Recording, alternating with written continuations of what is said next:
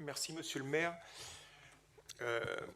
Nous le savons tous, trouver un mode d'accueil satisfaisant pour ces enfants, à Montpellier comme pratiquement partout sur le territoire français, c'est quelque chose qui n'est pas facile du tout.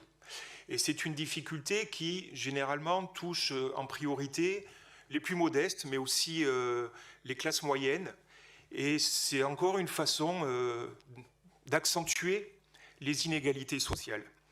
C'est pour ça que, en ce qui nous concerne, au Parti communiste, nous plaidons depuis longtemps pour un service public national de la petite enfance, c'est-à-dire une chaîne qui, de la petite enfance jusqu'à l'université, garantit un service public national d'éducation.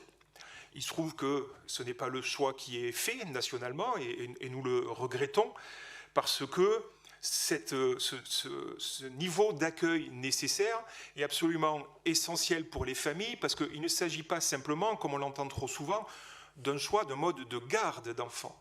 Il s'agit d'un choix de mode d'éducation, de mode d'éveil, avec un projet pédagogique, et on sait bien que dès la petite enfance, il y a des enjeux forts qui se posent en termes d'apprentissage de la langue française, en termes de socialisation, déjà dès le berceau, et la liste est encore longue, d'apprentissage de la parentalité également.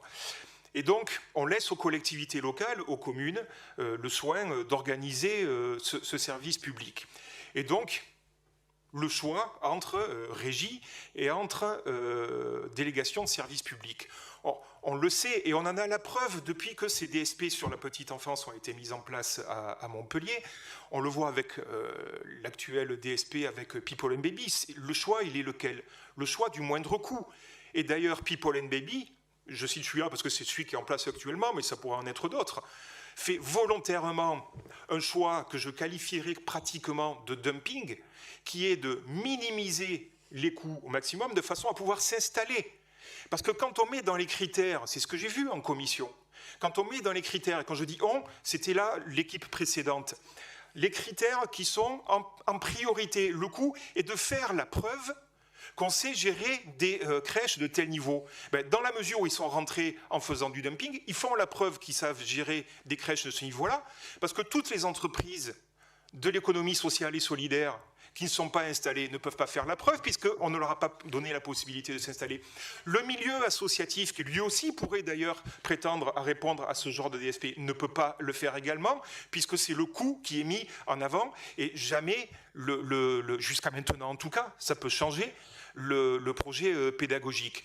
Donc oui, le choix de la régie est le choix qui permet, parce que le dumping ne se fait jamais au profit d'un modèle éducatif, d'un modèle d'éveil satisfaisant. Et donc c'est le modèle de la régie qui devrait être favorisé et non pas le modèle de la DSP. Et c'est pourquoi nous voterons bien entendu contre.